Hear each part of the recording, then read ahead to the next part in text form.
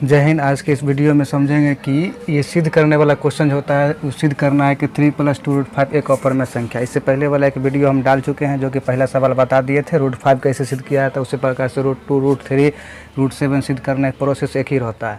तो सबसे पहले यहाँ अपरमेय संख्या सिद्ध करना है। तो पहले भी क्लास में हम बता चुके हैं कि अपरमेय संख्या सिद्ध करना होता है तो हम मान लेते हैं इसके विपरीत एक परमेय संख्या। तो माना कि 3 + 2√5 एक परमेय संख्या है, जिसे अपरमेय संख्या है तो उसे हम P/Q के रूप में लिख सकते हैं P/Q के रूप में लिख सकते हैं, जहाँ P और Q कोई पूर्णांक तथा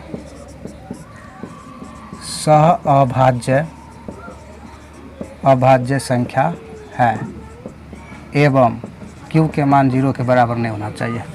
ये लाइन तो सब में लिखना है। जितना भी सिद्ध करने वाला क्वेश्चन होता है सबको इसी प्रकार से लिखना है कि ये जो दिया हुआ है अपरमेय संख्या उसको हम क्या मान लेंगे, परमेय संख्या है। और जब परमेय संख्या है तो परमेय संख्या का डिफिनेशन होता है वैसी संख्या जिसे हम P/Q के रूप में लिख सकते हैं, उसे हम परमेय संख्या कहते हैं। जहाँ P और कोई ही पूर्णांक होता है लेकिन Q के मान 0 के बराबर नहीं होना चाहिए। नीचे वाला संख्या जो होता है 0 के बराबर नहीं होना चाहिए, जो नहीं होता। जब परमेय संख्या है तो इसे P/Q के रूप में लिख देते हैं। तो 3 + 2√5 बराबर P/ क्या हो जाएगा, Q हो जाएगा। 3 + 2√5 बराबर क्या हो जाएगा, P/Q हो जाएगा। अब क्या करते हैं, ये जो √5 होता है ना, √5 को एक तरफ कर देते हैं, बाकी जो एक्स्ट्रा संख्या है उसको एक तरफ कर देते हैं। ठीक है, इस प्रकार के क्वेश्चन अगर गुना में या सीधे सिद्ध करने के लिए पूछ देगा कि 2√5 को सिद्ध कीजिए कि एक क्या है, अपरमेय संख्या है। तो सबको प्रोसेस एक ही है। ये रूट वाला संख्या उसको एक तरफ कर देना है, अदर संख्या को एक तरफ कर देना है। इसमें क्या होता है, ये +3 है, 3 आएगा तो किस में आएगा, -3 हो जाएगा। यानी कि 2√5 रहेगा इधर, P/Q हो जाएगा, +3 इन्हें आएगी क्या हो जाएगा, -3 हो जाएगा। आप देखो 2√5 इसको भी नहीं घटाव कर दो, इसके बट्टा में कुछ नहीं तो 1 रहता है, तो Q एक कैल्शियम Q हो जाएगा। Q से भाग करेंगे तो यहाँ P हो जाएगा और 3Q हो जाएगा। इसको एक के यहाँ भी नहीं घटाव कर दिया, यहाँ हो गया क्या, 3Q हो गया। ठीक है, गुना में 2 है, अगर किसी में हो जाएगा, भाग में हो जाएगा। तो √5 बराबर P - 3Q बट्टा में 2Q हो गया। इसलिए √5 वाला इतना हो गया। आप समझते हैं यहाँ पे √5 हो गया क्या, √5 जो रूट के अंदर में होता है, रूट के अंदर में कोई भी संख्या है, रूट के अंदर में कोई भी संख्या है, अगर उसका वर्गमूल नहीं हो रहा है तो वो क्या है, अपरमेय है। रूट के अंदर में कोई भी संख्या उसका वर्गमूल नहीं हो रहा है तो अपरमेय है, अगर वर्गमूल हो जाता है तो परमेय हो जाता है। तो √5 क्या हो गया, अपरमेय है। और जिसको हम बट्टा के रूप में लिख सकते हैं उसे हम क्या कहते हैं, तो परमेय कहते हैं। तो ये तो बट्टा वाला है, भिन्न वाला है, और ये रूट वाला है, तो ये हो गया अपरमेय, और ये हो गया परमेय। जिसको बट्टा के रूप में लिख सकते हैं उसे हम क्या कहते हैं, परमेय। जैसे P/Q के रूप में लिख सकते हैं, परमेय होगा। Q या P के जगह कुछ हो सकता है, 1 2 3 4 कुछ रख के देखेंगे, भिन्न में आएगा। तो ये हो गया बट्टा में अगर कोई भी चीज़ है तो ये भिन्न में हो गया, और ये हो गया कथी, रूट में हो गया। तो ये हो गया अपरमेय, और ये हो गया परमेय, जो कि बराबर है, लेकिन ये कभी बराबर नहीं हो सकता है। तो यहाँ पर लिखेंगे चूँकि √5 एक अपरिमेय संख्या है। √5 क्या है, अपरिमेय संख्या है, लेकिन P - 3Q बट्टा में 2Q एक परिमेय संख्या है, एक परिमेय संख्या है। क्या है, एक परिमेय संख्या है। क्या ये दोनों बराबर कभी हो सकता है, कभी संभव नहीं। परमेय और अपरमेय के बराबर कभी नहीं हो सकता है। जो कभी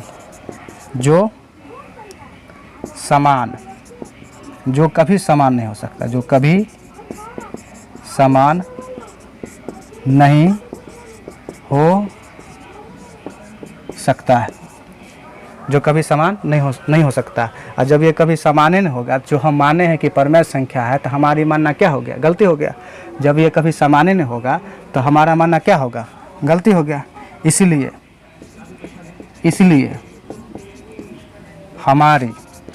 हमारा मानना गलत साबित हुआ कि 3 + 2√5 एक परिमेय संख्या है। हमारी मानना यह गलत हो गया कि 3 + 2√5 क्या है, एक परिमेय संख्या है। तो यहाँ से क्या निष्कर्ष निकाल सकते हैं, अतः 3 + 2√5 एक अपरिमेय संख्या है। यही हमको क्या करना था, प्रूव करना था। यही हमको क्या करना था, प्रूव करना था। इस प्रकार एक क्वेश्चन इसी प्रकार से बनेगा। यहाँ पर कुछ दे सके, जैसे अगला एनसीईआरटी क्वेश्चन जो है, पहला सवाल तीसरा का जो पहला सवाल है 1/√2 कह रहा है, उसको इसी प्रकार सिद्ध करना है।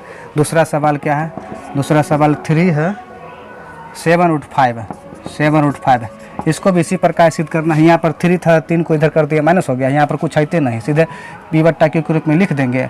उसको क्या करेंगे, गुना में 7 इन्हें का तो भाग में, यही सब कुछ लिखना है। यही क्या है, सब कुछ यही लिखना है, सब कुछ यही लिखना है। नहीं तो हम बता देते हैं अभी किस प्रकार से लिखना होता है, इसका एक स्क्रीनशॉट ले लेना है। चलिए उसका तीसरा का जो है, तीसरा नंबर सवाल, तीसरा का जो पहला सवाल है इसी प्रकार से बने, कहता है सिद्ध करें कि 1/√2 एक अपरिमेय संख्या। सब कुछ सेम लिखना है कि माना कि 1/√2 एक क्या है, परिमेय संख्या, जिसे p/q के रूप में लिख सकते हैं, जहाँ p और q पूर्णांक है और सहभाज्य संख्या है। सहभाज्य कहने की संख्या मतलब है कि मौसा 1 होना चाहिए, यानी कि इसको हम लिख सकते हैं 1/√2 कितना के बराबर, p/q के बराबर। ठीक है, अब क्या कर देते हैं, उलट देते हैं, तो लिखेंगे दोनों तरफ उलटने पर दोनों तरफ उलट देते हैं, तो ये हो गया √2 है, इधर होगा कि ऊपर जाएगा, p नीचे आ जाएगा।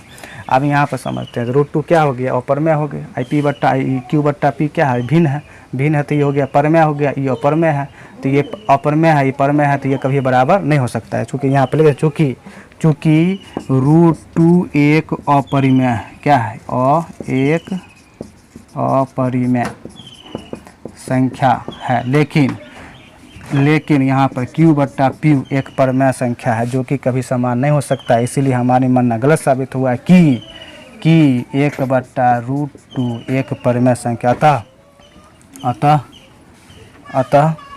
यहाँ पर लिख देंगे, अतः 1/√2 एक अपरिमेय संख्या है। यही हमको प्रूव करना हो गया। सब सवाल में एक ही रंग लिखाएगा। अगला सवाल है दूसरा सवाल है, तीसरा का दूसरा जो सवाल है कि 7√5 है, 7√5 है, सिद्ध कर रहे कि 7√5 एक अपरिमेय संख्या। कुछ नहीं करना है, माना कि 7√5 क्या है, एक अपरिमेय संख्या। 7√5 एक परिमेय संख्या, जिसे p/q के रूप में लिख सकते हैं, जहाँ p और q क्या है, पूर्णांक है और सहभाज्य संख्या है।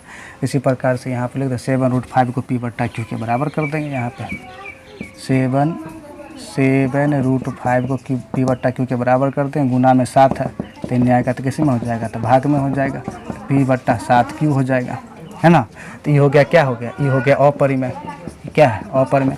ये हो गया परिमेय, जिसे हम बट्टा के रूप में लिखते हैं, हो गया परिमेय, ये हो गया अपरिमेय।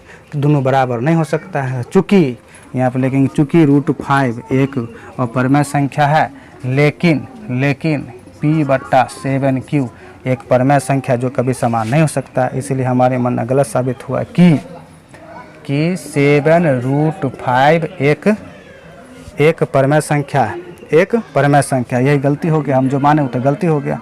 इसीलिए अतः 7√5 एक परिमेय संख्या। सब सवाल इसी प्रकार सिद्ध होगा, थोड़ा अंतर होता है, लिखने का तरीका एक ही होता है।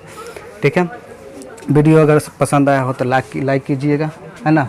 एक दिक्कत होता है कि वीडियो देख लेते हैं, लाइक नहीं करते हैं, कमेंट। ठीक है, और कमेंट में एक और सवाल बताइएगा कि पाई बताइए, पाई कैसी संख्या है, पाई कैसी संख्या, पाई परिमेय संख्या है, परिमेय संख्या है कि अपरिमेय संख्या।